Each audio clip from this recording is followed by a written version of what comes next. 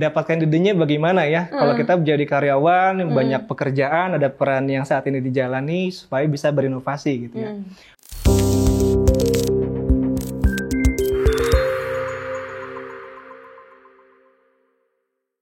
Tentu saja banyak faktornya. Jadi banyak faktor dan banyak juga hal yang dilakukan yang bisa kita lakukan ketika ingin berinovasi. Kalau masih di buku yang sama gitu ya, di Krippendorff, dia mengidentifikasi apa sih hal penting yang dilakukan oleh internal innovators gitu. Internal innovators ini merujuk pada employee gitu ya teman-teman semuanya. Jadi kalau entrepreneur ya inovator saja eksternal gitu ya. Kalau internal yang memang dalam organisasi. Dia memetakan ada 4 aktivitas kunci yang itu menjadi ciri khas internal innovators. Yang pertama adalah discovery opportunities gitu ya. Ini sebenarnya juga sering kita lakukan di Cias ketika mendampingi korporat gitu ya, dengan ya berempati, menemukan voice terdalam gitu ya, menemukan curahan hati, penderitaan, harapan-harapan yang belum disampaikan dari customer. Ya, discovery opportunities. Yang kedua? So, kalau karyawan gimana? Ya bisa dengan melihat fenomena keseharian, bisa juga diri kita bagian dari fenomena.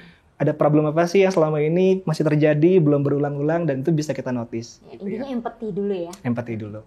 Yang kedua adalah choosing opportunities. Kalau versinya Krippendorff gitu ya. Kalau di Cias yang memakai banyak dan terkait dengan design thinking yang digunakan sebagai metode mendampingi korporat, itu ada di step divine gitu ya. Dimana setelah kita ketemu opportunity, setelah berbanyak wawancara, mendalami isi hatinya customer, maka memilih mana part problem yang paling layak buat diselesaikan. Sehingga habis itu diubah menjadi peluang mencari ide perbaikan inovasi. Gitu. Itu dua step yang pertama, discovery opportunities dan juga choosing opportunities. Gitu.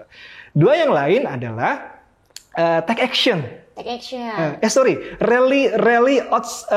Rally resources dulu. Ya saya agak ketukar gitu ya. Rally resources itu maksudnya gimana? Setelah udah tahu ada opportunity gitu ya. Siapa aja nih talentnya? Ya, kita ya jadi karyawan itu internal innovators itu yang dilakukan selanjutnya adalah mengumpulkan resources gitu ya, bisa orang yang bisa diajak kolaborasi, siapa yang punya expertise gitu, kita butuh apa saja untuk membuat ide, toolsnya, jangan-jangan ada anggaran, ada authority tertentu yang dibutuhkan ya, yang itu akhirnya mendukung kita bisa mewujudkan inovasi.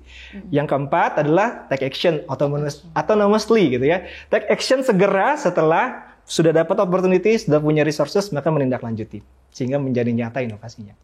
Gitu. Kalau di Cias yang memakai design thinking ya di korporat itu ada di step ideate ya, prototype dan juga test, di mana ide inovasi dibuat menjadi nyata, divalidasi dan akhirnya kebayang desainnya secara lebih detail, siap untuk dibawa ke level yang lebih konkret.